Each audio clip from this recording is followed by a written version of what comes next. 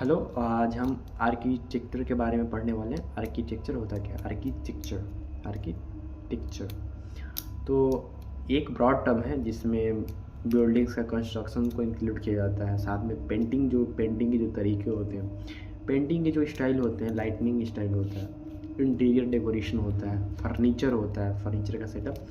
तो आर्किटेक्चर में सारे चीज़ों को इंक्लूड कर लिया जाता है। ठीक, जैसे कि इंडिया का कोई मोनूमेंट हुआ, ताजमहल हुआ, तो उसमें जितने भी मैक्रो चीज़ें हो रही हैं, माइक्रो चीज़ें हो रही हैं, जैसे कि उनका इंटीरियर कैसा है, उनमें वॉल पेंटिंग कैसा है, डिजाइन कैसा है, साथ साथ में किस प्रकार के स्कल्पचर्स बनाए गए हैं, मूर्तियाँ बनाई गई हैं, तो सारी चीज़ों को कहीं ना कहीं उसमें इंक्लूड कर लिया जाता है।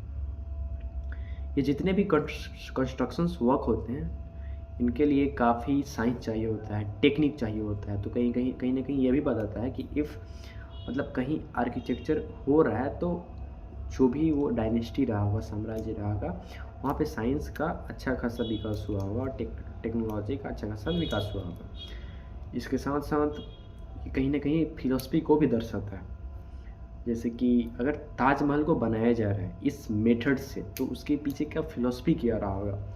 अगर ताजमहल पे मूर्तियाँ लगी हुई हैं या कोई और मंदिर है, साउथ में कोई और टेम्पल है, कोई भी मंदिर है, कुछ मूर्तियाँ लगी हुई होंगी, तो कहीं ना कहीं समाज के लोगों के बारे में भी बताता हूँ। अगर मूर्तियाँ मूर्तियों को इस तरह से डिजाइन किया जा रहा है, मूर्तियों को माला पहनाया जा रहा है, सोने के माला से इंडिकेट किया जा रहा है, तो समझ में आएगा कि नहीं, अमीर लोग भी रहा करते थे उस समय। चित्र नंगे पुंगे बनाए जा रहे हैं, लावारिस टाइप बनाए जा रहे हैं, मतलब कहीं ना कहीं गरीबी भी उस समय देखने को मिलता है।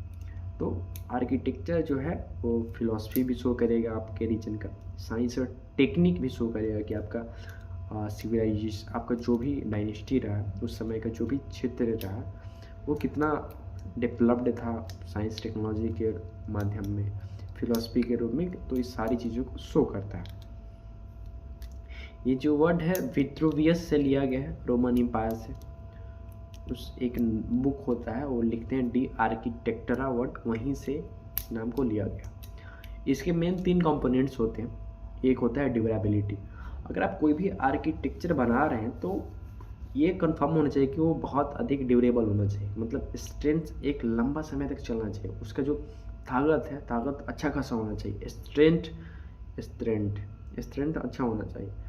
दूसरा यूटिलिटी, मतलब व्हाट इज़ द पर्पस, उसके बनाने के पीछे का मकसद क्या है, तो उसका मकसद एक परफेक्ट होना चाहिए। उसके साथ साथ ब्यूटी, अगर आप बना रहे हो तो वो सुंदर लग भी रहा है कि आप झूठ मूठ का ऐसे ही बना दे।